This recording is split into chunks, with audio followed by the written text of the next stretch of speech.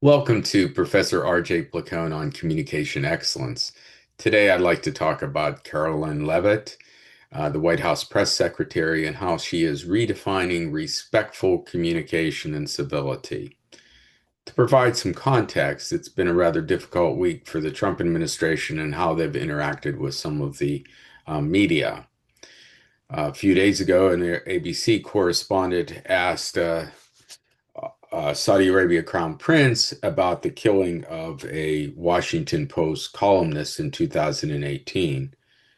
Trump labeled it a terrible, horrible question, and he said that she, the correspondent for ABC, was a terrible person and a terrible reporter.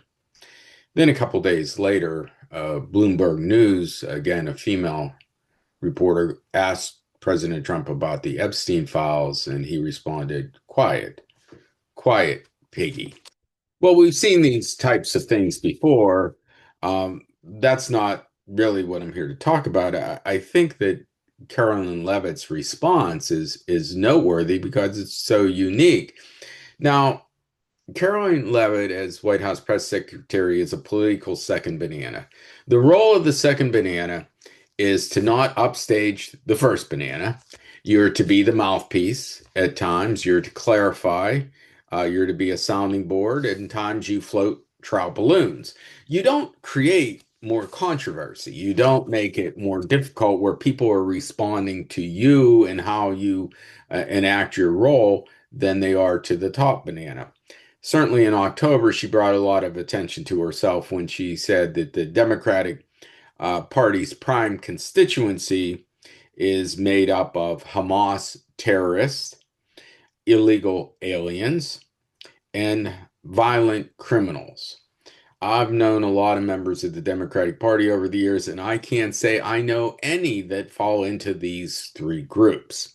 So that, of course, created quite the stir. But a couple days ago, she was asked about President Trump's responses to these female reporters, and he said, the president is being frank and open and honest to your faces rather than hiding behind your backs.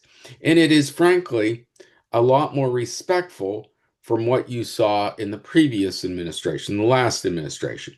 He said, look, President Trump is very frank and honest with everyone in this room, meaning the group of reporters. You've all seen it, you've all experienced it. It's one of the many reasons why he was reelected by the American public.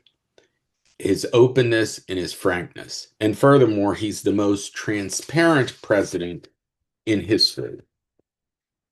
Wow, okay. That caught me a little off guard. I don't think that is necessary. I think that a lot of people have a certain degree of identification with Trump and his communication style. But these insults, the lack of civility and respect is one of the reasons why people have such low regard for politicians. It's turning people off. It's not capturing and bringing people into the fold. So just to refresh my memory and to say to myself, well, gee, am I crazy or not? I look back at some of the more traditional ways we have looked at respectful communication, civility. I went back even into the ancients and I looked at Cicero talking about mental poise and the importance when people irritate us that we're to avoid exhibitions of passion that are uncontrolled by reason. We say that civility should generate a display of respect, tolerance, and considerateness.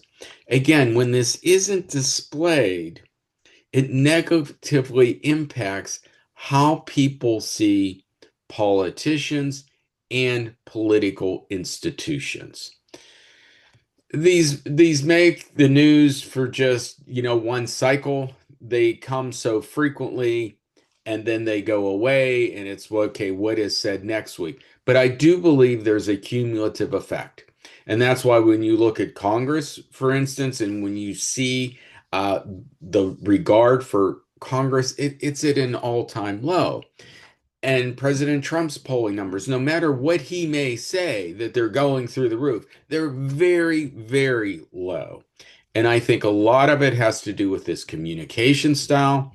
And Karoline Leavitt can talk all she wants that this is about openness and this is really a respectful form of communication. It's not. The American people see it.